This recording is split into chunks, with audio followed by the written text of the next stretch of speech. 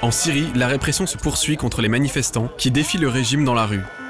Et dans le même temps, le pouvoir livre également une guerre virtuelle contre les opposants sur Internet. Les réseaux sociaux jouent en effet un rôle central dans le mouvement de contestation qui secoue le pays depuis 4 mois. Ainsi, lors de son dernier discours le 20 juin dernier, le président Bachar al-Assad a rendu hommage à l'armée électronique syrienne, un groupe de pirates informatiques soutenant le régime de Damas. Sur son site, le collectif rend compte de ses dernières attaques, comme celle menée dimanche contre un site officiel de l'État américain du Maryland. Un piratage mené pour protester contre la visite, la semaine dernière, de l'ambassadeur des États-Unis, Robert Ford, dans la ville rebelle de Hama. Et selon des cyberopposants, ces hackers pro-gouvernementaux lancent régulièrement des offensives contre des groupes Facebook hostiles au pouvoir en place. Ils les infiltrent pour y publier des messages à la gloire du régime, ou les signalent de manière répétée au système de modération du site pour que ces pages soient fermées automatiquement. Face à ces opérations, des pirates soutenant la révolte populaire s'organisent pour mener la contre-offensive. Ils ont ainsi lancé ces dernières semaines de nombreuses attaques contre des sites gouvernementaux, comme celui du Parlement syrien. Une cyberguerre dans laquelle les opposants du régime reçoivent en soutien de poids celui des Anonymous, un réseau international de pirates informatiques.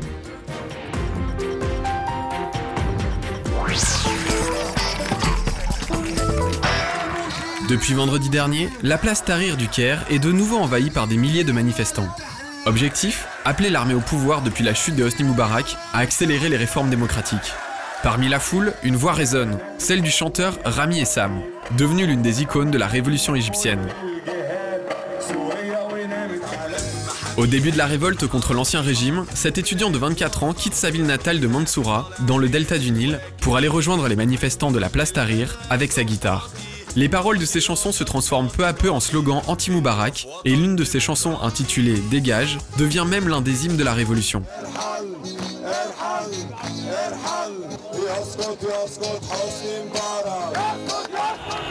Après la chute de Moubarak le 11 février, Rami Essam fait partie des irréductibles qui continuent de camper sur la place Tahrir pour maintenir la pression sur l'armée chargée de la transition. Jusqu'à ce que les militaires les en délogent violemment le 9 mars dernier. Plus de 200 manifestants, dont le jeune chanteur, sont alors arrêtés. Quelques jours après sa libération, Rami Essam témoigne dans cette vidéo des actes de torture dont il a été victime pendant sa détention.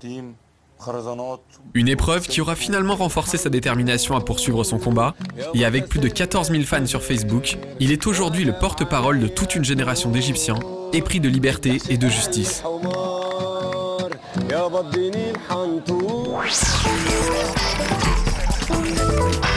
Voici la femme par laquelle le scandale est arrivé. Guo Meimei, une jeune femme de 20 ans, étalait son style de vie luxurieux sur le site Sina Weibo, l'équivalent chinois de Twitter. Un profil sur lequel elle indiquait notamment travailler pour le compte de la Croix-Rouge chinoise. Ce qui amène les internautes à s'interroger sur l'origine de sa fortune, alimentant les soupçons de corruption et de détournement de fonds au sein de l'organisme de charité dont la réputation était déjà mise à mal. Ainsi, en avril dernier, la facture d'un repas de près de 10 000 yuan, soit plus de 1 000 €, payée par la branche de la Croix-Rouge à Shanghai, avait suscité l'indignation quand elle avait été publiée sur Internet.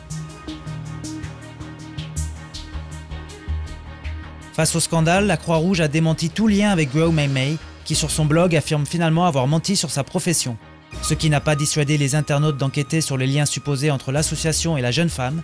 Ainsi, ils affirment notamment qu'elle aurait une liaison avec Wang Jun, le dirigeant d'une société qui organise des événements de charité pour la Croix-Rouge. Celui-ci démissionnera quelques jours plus tard.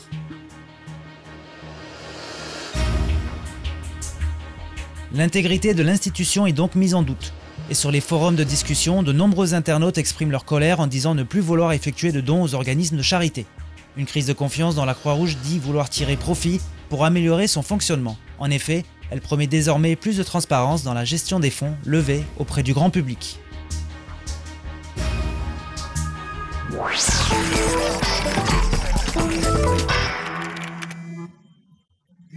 Pourquoi faire simple quand on peut faire compliqué ? Pour réaliser son autoportrait, le photographe canadien David Veer a mis au point une machine de Rube Goldberg composée d'objets de son atelier. Carte mémoire, objectif et flash s'entrechoquent pendant 4 minutes de réaction en chaîne avant de venir appuyer sur le bouton de l'appareil. Une installation qui aura tout de même nécessité 7 mois de préparation.